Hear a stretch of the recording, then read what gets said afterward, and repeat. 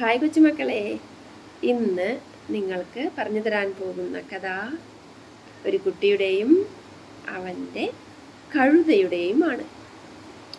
പണ്ട് പണ്ട് നടന്നൊരു കഥയാണ് കേട്ടോ. ഒരു കുട്ടീണ്ടായിരുന്നു, ഒരു ആൺകുട്ടി. അവന് 20 വയസ്സുണ്ട്.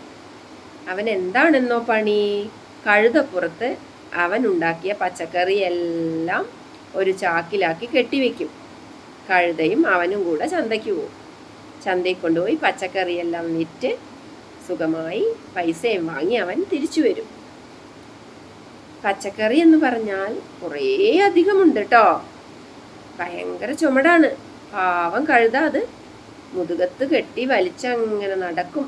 ഇവൻ ചാട്ടവാറുകൊണ്ട് അതിൻ്റെ മുതുകത്തിട്ട് ഇടയ്ക്കിടയ്ക്ക് ഓരോ അടിയും കൊടുക്കും. അടിയും കൊള്ളണം, പണിയും എടുക്കണം. താങ്ങാൻ വയ്യാത്ത ഭാരവും ചുമക്കണം. ഇങ്ങനെയായിരുന്നു കേട്ടോ പതിവ്.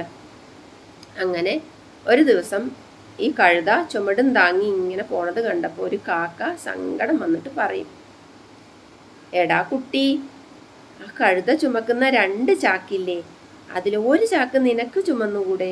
എന്നാ ആ പാവം സുഖമായി കുറച്ചും കൂടെ സ്പീഡിൽ നടക്കുമല്ലോ, വേഗത്തിൽ നടക്കുമല്ലോ.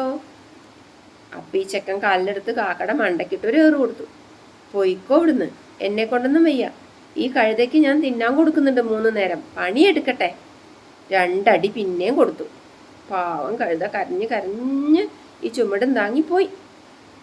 അങ്ങനെ കുറേ ദിവസം കഴിഞ്ഞപ്പോൾ കഴുതയ്ക്ക് വയ്യാതെയായി. ഒരു ദിവസം കഴുത ചുമടും താങ്ങി ഇങ്ങനെ മോള് കയറിയതും കഴുത ബോധം കെട്ട് അവിടെ വീണു.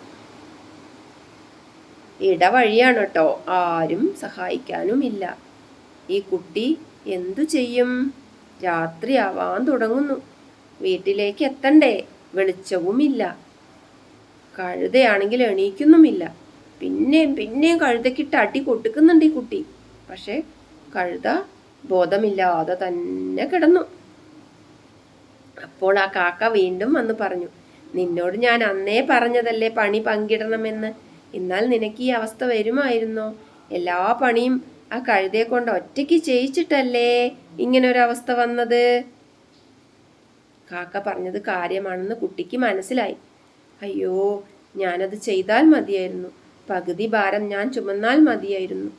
എന്നാൽ ഈ ഒരു അവസ്ഥ എനിക്ക് ഈ ഒരു കഷ്ടകാലം വരില്ലായിരുന്നു. ആ കുട്ടി അങ്ങനെ ഒരു പാഠം പഠിച്ചു. എങ്ങനെയുണ്ട് ഈ കൊച്ചു കഥ? നമ്മൾക്ക് പറ്റാവുന്ന പണികളൊക്കെ വീട്ടിൽ മുതിർന്നവർക്ക് നാം ചെയ്തു കൊടുക്കണം. എല്ലാ പണിയും ഒരാൾ ചെയ്യട്ടെ എന്ന് നമ്മൾ ഒരിക്കലും കരുതരുത്. കഥ ഇഷ്ടമായോ? ഇഷ്ടമായെങ്കിൽ അടുത്ത കഥയുമായി ഉടൻ വരുന്നതാണ് നിങ്ങളുടെ സ്വന്തം ടീച്ചറമ്മ.